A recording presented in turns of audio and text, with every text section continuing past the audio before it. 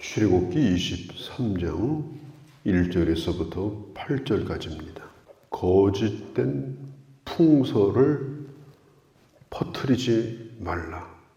근데 그게 사실인지 아닌지, 누구에게 그걸 들었다고 해서 확인도 안 해보고, 또 그것이 유익한지 덕이 되는지 그것도 생각하지 아니하고, 아무 생각 없이 입을 열어가지고 그걸 옮기는 일, 그런 일을 우리가 주의해야 된다 하는 말씀이죠. 사탄의 특징은 거짓말하는 자요, 살인하는 자라고 그랬죠. 그러니까 거짓말로 사람을 죽게 만드는 게 이게 사탄이 하는 일이에요. 오늘 이 세상에는 이 사탄에 붙들려 있는 자들이 있습니다. 사탄의 종 노릇을 하는 자들이 있어요. 그것이 뭐냐면은 말을 퍼뜨리는 자입니다. 믿음이 없는 사람들이 하는 말들, 복음에 대해서 좋지 않은 생각을 가진 사람들이 하는 말들, 이런 말들을 마구 그냥 퍼뜨립니다. 그래서 교회에 피해를 입히고 또 복음에 해가 되게 만듭니다. 한마디로 한 그 거짓 풍설을 막는 데는 100마디의 변명이 또 필요합니다. 그러니까 이게 나쁜 소문이라고 하는 게 그렇게 이게 무서운 거예요.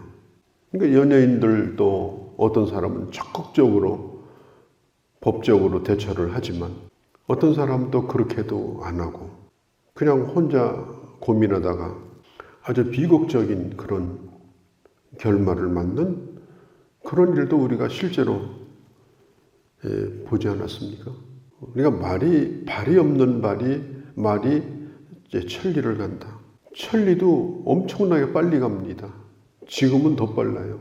몇 분 만에 지구 반대편까지 소문이 갑니다. 죽은 사람이 살아나기도 하고 또 산 사람이 죽었다는 얘기도 들리고, 그게 사실인지 아닌지 물론 그것도 중요합니다.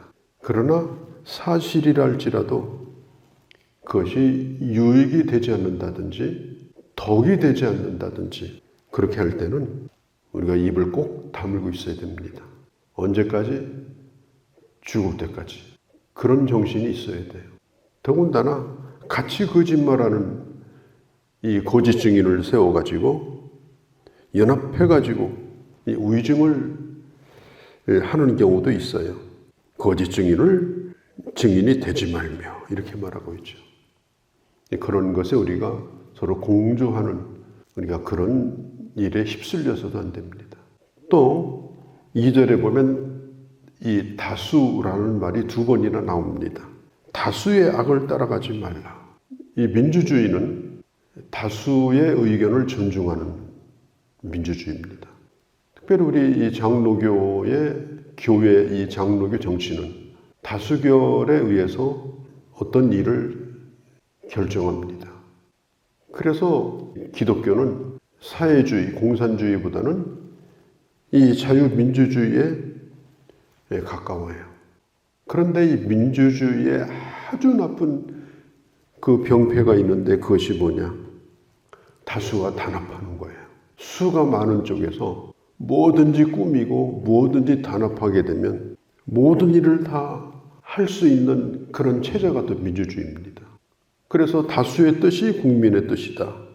다수의 뜻은 무조건 선한 것이다. 다수의 뜻은 무조건 그걸 해야 된다. 이제 그렇게 하게 되면 이게 정말 큰 일을 겪습니다. 그래서 역사를 보면은 그런 일로 말미암아서 이 역사에 엄청난 그런 재앙들이 몇 번 왔었어요. 우리가 여론이라는 것도 이 악한 여론이 많이 있습니다. 우리가 대중편을 무조건 든다. 그게 아니고요. 소수라 할지라도 그것이 옳으면 소수의 편에 서는 용기, 또 이 수가 많고 적은 것이 아니라 어떤 것이 진실된 거냐, 어떤 것이 덕을 세우는 일이냐, 이 옳고 그름을 숫자를 가지고 우리가 평가하고 따지는 거, 이건 우리가 대단히 주의를 해야 됩니다. 우리 예수님도 다수의 선동에 의해서 죽으셨잖아요. 그때 당시 심지어 권력을 가진 빌라도도 예수님을 살려보려고 했어요. 그런데 그 권력도 그 다수의 군중들이 와서 무조건 십자가에 못 박으라고 소리 지르니까 이 권력도 다수의 그 소리 앞에 무릎을 꿇었어요. 그런데 놀랍게도 그 소리를 질렀던 다수 뒤에는 선동가가 있었어요. 뒤에서 선동하는 사람. 아무 생각 없이 소리를 지르는 거예요. 지금도 마찬가지예요. 뭐 어디에서 뭐 들고 뭐 소리 지르고 길거리로 나가고 그 다수 뒤에는 그 몇 명의 선동꾼들이 있는 거예요. 그리고 거기에 홀리게 되면 거의 그냥 중독이나 그냥 정신이 없는 패닉 상태에 빠져가지고 그들이 불러주는 대로 소리 지르고 그렇게 하는 것입니다. 그러니까 오늘 성경에 말씀한 대로 다수를 따라서 악을 행하지 말라. 다수를 따라서 거짓된 증언을 하지 말라. 그렇게 말씀하셨어요. 마태복음 7장에 보면 예수님이 이런 말씀을 하셨죠. 좁은 길과 좁은 문은 가는 사람들이 아주 적다. 또 좁은 길, 넓은 길과 넓은 문은 가는 사람이 많다. 어깨동무하고 가요. 그게 죽는 길이라 할지라도 두렵지 않게 갑니다. 그게 이게 군중심리입니다. 우리 주님이 분명히 말씀했습니다. 생명으로 가는 길은 그렇게 수가 많지 않다. 너무 많지 않아 가지고요. 내가 제대로 가는가 하는 게 의심이 될 정도로 사람이 적을 수도 있어요. 그러나 그게 생명의 길이다. 우리 주님이 그렇게 말씀해 주셨습니다.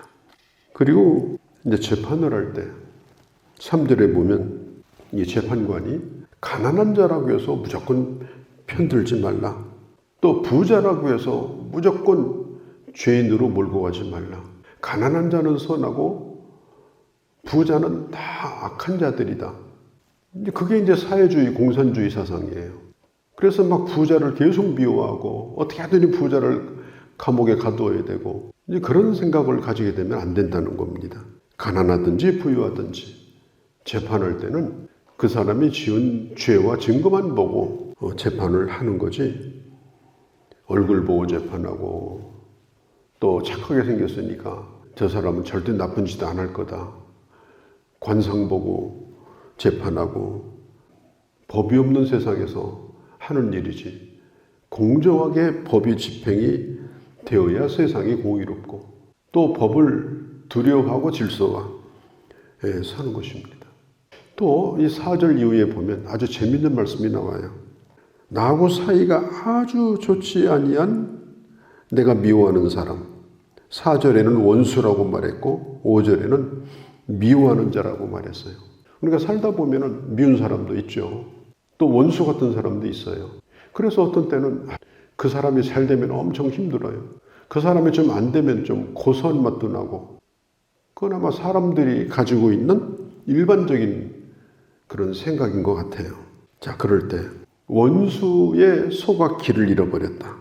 그래 사이가 좋지 않은 사이라고 해서 분명히 지금 소가 고삐 풀려가지고 집 앞에를 지나갔어요. 그 남의 소라도 그 고삐 붙들으면 되는데 보니까 원수의 소예요. 얘라 산으로 도망쳐서 아예 없어져라. 그런 마음을 가지고 내버려두면 안 된다. 얼른 가서 붙들어서 그 집으로 빨리 보내줘라.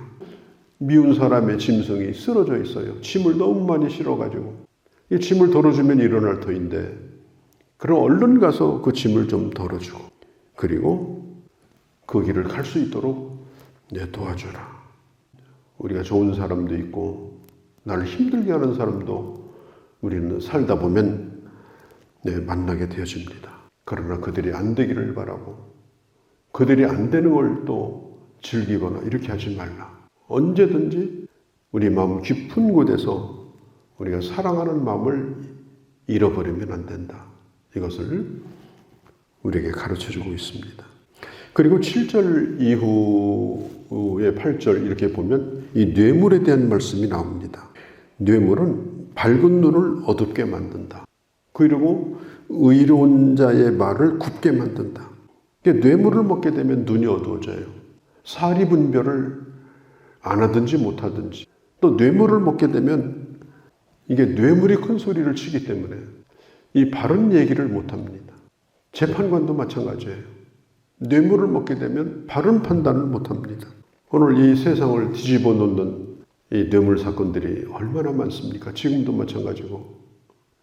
심지어 그 어떤 사람은 그 진급하게 해달라고 큰 뇌물을 썼는데 진급이 안 됐어요. 너무나 억울한 거예요. 돈 돌려달라니까 안 돌려줘요.